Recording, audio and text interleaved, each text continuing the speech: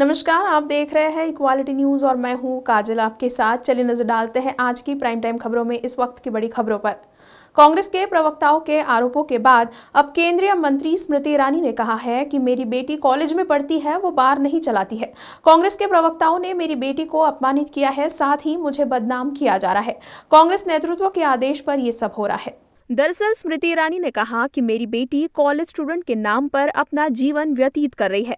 वो 18 साल की है, वो कॉलेज में पढ़ती है, बार नहीं चलाती।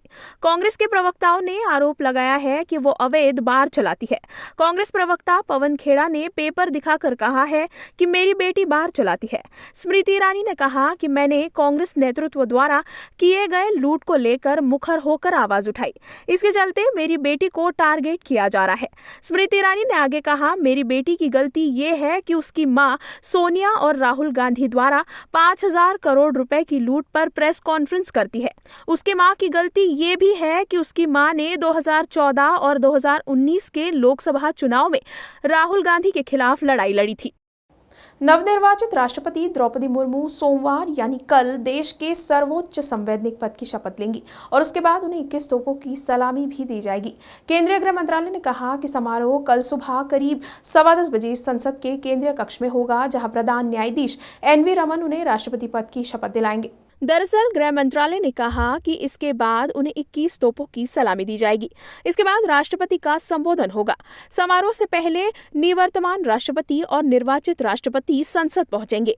उपराष्ट्रपति व राज्यसभा के सभापति M वेंकैया नायडू, प्रधानमंत्री नरेंद्र मोदी, लोकसभा अध्यक्ष ओम बिरला, मंत्रिपरिषद के सदस्य, राज्यपाल, मुख्यमंत्री, राजनयिक मिशनों के प्रमुख, संसद सदस्य और सरकार के प्रमुख असैन्य एवं सैन्य अधिकारी समारोह में शामिल होंगे। संसद के केंद्रीय कक्ष में समारोह के समापन पर राष्ट्रपति राष्ट्रपति भवन के लिए रवाना होंगी, जहां उन्हें inter service guard of honour दिया जाएगा और निवर्तमान राष्ट्रपति का शिष्टाचार सम्मान किया जाएगा। द्रौपदी मुर्मू ने गुरुवार को विपक्षी दलों के राष्ट्रपति पद के उम्मीदवार यशवंत सिन्हा को हराकर इतिहास रच दिया है। ओलंपिक के गोल्ड मेडल विजेता और स्टार जेवलिन थ्रो खिलाड़ी नीरज चोपड़ा ने अमेरिका में वर्ल्ड एथलेटिक्स चैंपियनशिप में सिल्वर मेडल जीता है। नीरज चोपड़ा ने वर्ल्ड एथलेटिक्स में मेडल जीतकर 19 साल का इंतजार खत्म कर दिया है। बता दें, इससे पहले 2003 में अंजू बॉबी जॉर्ज ने ब्रॉन्ज मेडल जीता था। नीरज चोपड़ा के रजत पदक जीतने से पूरे देश में जश्न का माहौल है। प्रधानमंत्री नरेंद्र मोदी से लेकर तमाम राजनेताओं ने नीरज चोपड़ा को इस ऐतिहासिक कामयाबी पर बधाई दी है, जबकि 5वां और 6ठा प्रयास फाउल थ्रो रहा। प्रधानमंत्री मोदी ने ट्वीट किया, हमारे सबसे प्रतिभावान खिलाड़ियों में से एक नीरज चोपड़ा की महान उपलब्धि, विश्व चैंपियनशिप में रजत पदक जीतने पर नीरज चोपड़ा को बधाई। भारतीय खेलों के लिए ये खास पल है। आगामी टूर्नामेंट्स के लिए नीरज चोपड़ा को शुभकामनाएं। नीरज चोपड़ा ने पिछले साल टोक्यो ओलंपिक्स में स्वर्ण पदक जीता था और निशानेबाज अभिनव बिंद्रा के बाद ओलंपिक की व्यक्तिगत स्पर्धा में स्वर्ण जीतने वाले वो पहले भारतीय है।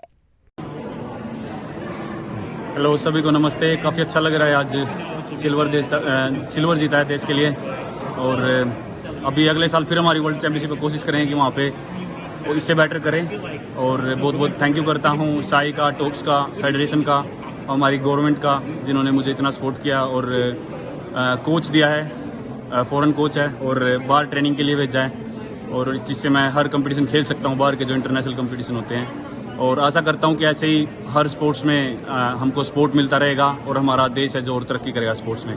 Thank you so much.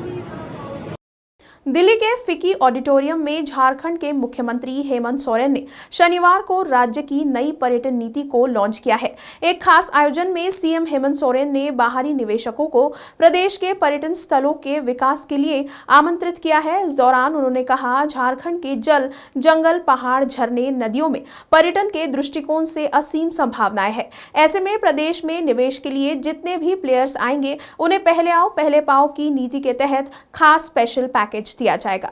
दरअसल मुख्यमंत्री हेमंत सोरेन ने कहा कि हमारा राज्य जितना जमीन के भीतर संपन्न है उतना ही उसके ऊपर भी है। झारखंड में कई ऐसी जगहें हैं जो शिमला, कुल्लू और मनाली की तरह है। इन क्षेत्रों को संरक्षित किया जा रहा है। सरकार इन्हें पर्यटन हब के रूप में विकसित करने की दिशा में आगे बढ़ रही है। इससे राज्य में युवाओं को रोजगार मिलेगा। इससे ग्रामीण इलाकों में पलायन रुकेगा और स्थानीय लोगों की आर्थिक स्थिति भी सुधरेगी। खनन पर्यटन को लेकर मुख्यमंत्री हेमंत सोरेन ने कहा कि इस क्षेत्र को लेकर भी संभावनाएं तलाश की जा रही है। राज्य में वाटर स्पोर्ट्स के लिए तिलिया, मसंजोर, चांडिल, पतरातू, गोतालसुद, कांके व हाटिया डैम विकसित किए जाएंगे। वीकेंड गेटवे टूरिज्म के लिए भी राज्य में काम चल रहा है। बता दें कि इस मौके पर पोस्ट कार्ड ऑफ झारखंड का प्रोमो भी लॉन्च किया गया है। इस दौरान आयोजन में पहुंचे दर्शकों को झारखंड राज्य के प्राकृतिक दृश्य और संस्कृति की यात्रा से भी रूबरू कराया गया।